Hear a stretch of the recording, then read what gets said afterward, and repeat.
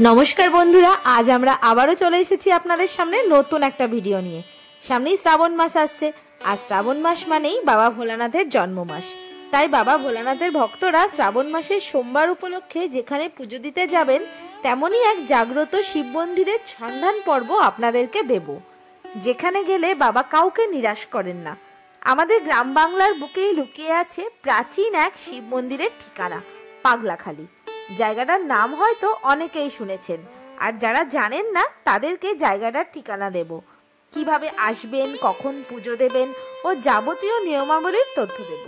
তার আগে প্রতিদিনের মতন আবারও বলে রাখি, আমি মৌ, আর আপনারা দেখছেন মৌ নবাব ট্যুরিজম চ্যানেল। আমাদের চ্যানেলে নতুন হয়ে থাকলে এই রকম ভালো ভালো ট্যুর রিলেটেড ভিডিও পেতে সাবস্ক্রাইব করে পাশে থাকুন। চলুন এবারে ভিডিওটা শুরু করা যাক।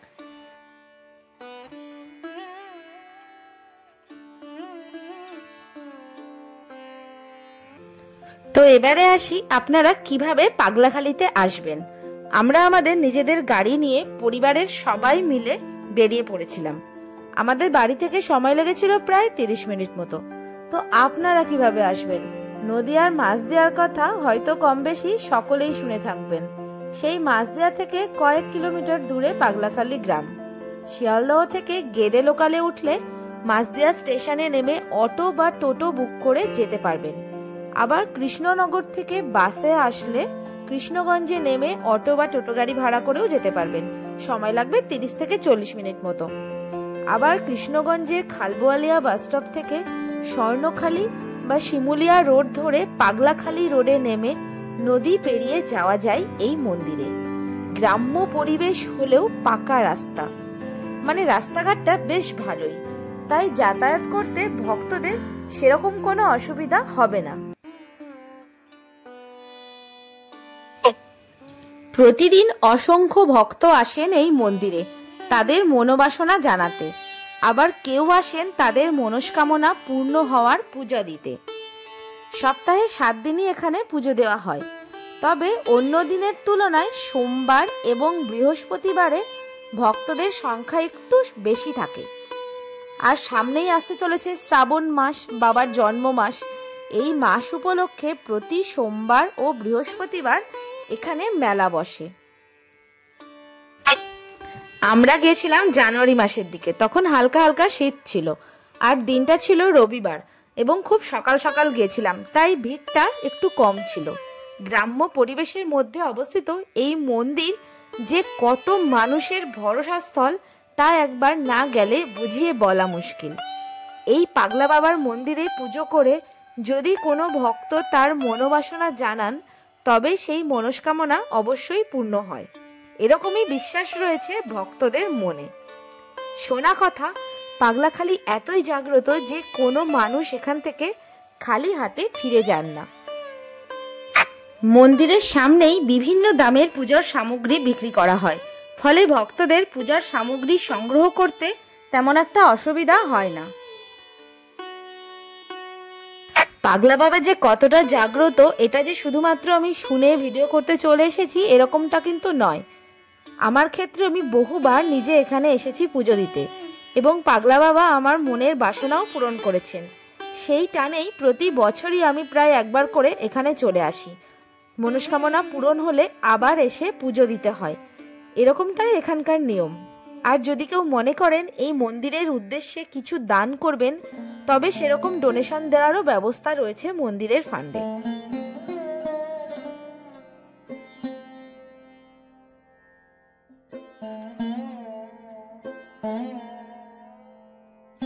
আশেপাশের অঞ্চলের বাসিন্দারা তো বটেই, বহু দূর দূরান্ত থেকে এই মন্দিরে ভক্তরা ছুটে আসেন। কেউ আসেন রোগ সারাতে, কেউ বা আসেন চাকরি বা বিয়ের বাধা দূর করতে, আবার কেউ আসেন সাংসারিক অশান্তি থেকে মুক্তি লাভের আশায়, অথবা কেউ আসেন সন্তান লাভের আশায়। মন্দিরটির আশেপাশে আরো অনেক কয়েকটি ছোট ছোট মন্দিরও রয়েছে। যাদের মনস্কামনা পূরণ হয়েছে তারা কৃতজ্ঞতা স্বরূপ ওই সব ছোট ছোট মন্দির তৈরি করে দিয়েছেন।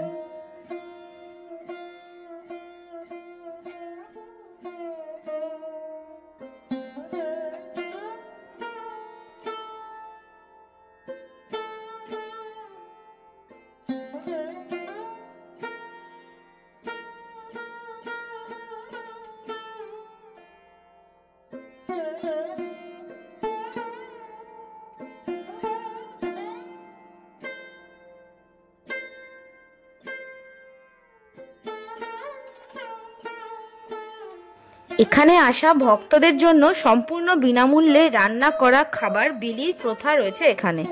কথিত আছে এই মন্দির থেকে কোনো ভক্ত একদিনও অভুক্ত অবস্থায় ফেরত যান না। পুরনো বটগাছের চারপাশ ঘিরে রয়েছে এই মন্দির, আর এই মন্দিরকে ঘিরেই মেলা হয়।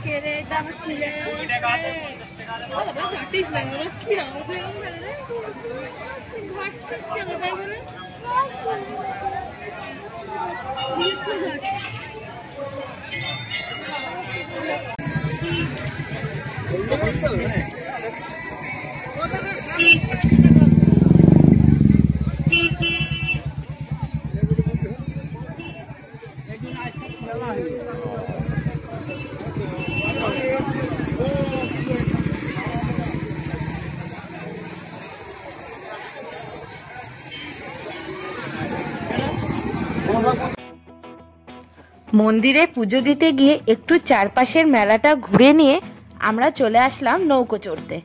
নৌকাতে নদী প্রায় 30 মিনিট ঘোরাতে 100 টাকা করে নেয়। তাছাড়া নৌকা ভাড়াও মাস অনুযায়ী চেঞ্জ হয়। আমরা জানুয়ারিতে গেছিলাম, তখন অতটা ভিড় না থাকার কারণে একটু কম ছিল ভাড়াটা, আর শ্রাবণ মাসে সেটা হয়তো 150 টাকা করে নেবে। তো নৌকা বুক করে নদীটা ঘুরে দেখতে আমরা সবাই চড়ে বসলাম নৌকায়। বেশ মজাই লাগছিল নৌকাতে বসে নদীটা ঘুরে দেখতে।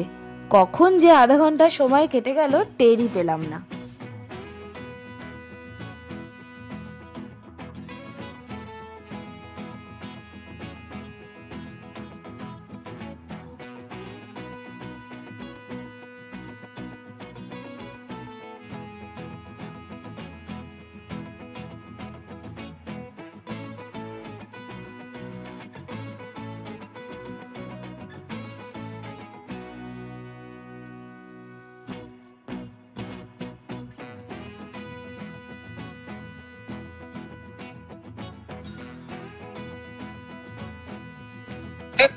তারপরে নৌকা থেকে নেমে আমরা দেখলাম ঘড়ির কাঁটায় প্রায় দুপুর ছুঁই ছুঁই।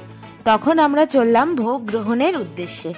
প্রথমেই বলেছি এখানে ভোগ গ্রহণ করতে কোনো রকম টাকা পয়সা লাগে না, শুধু সেখানে বসে ভোগ খেতে হবে, এটাই নিয়ম। ভোগ বাড়িতে আনা যাবে না। আমরাও সবার মতনই লাইন দিয়ে বসে ভোগ গ্রহণ করে নিলাম।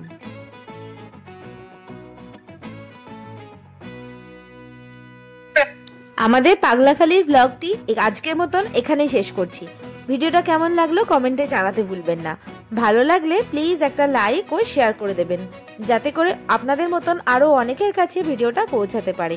সবাই ভালো থাকবেন, সুস্থ থাকবেন। খুব তাড়াতাড়ি দেখা হচ্ছে নেক্সট ভিডিওতে। আজকের মতন টাটা।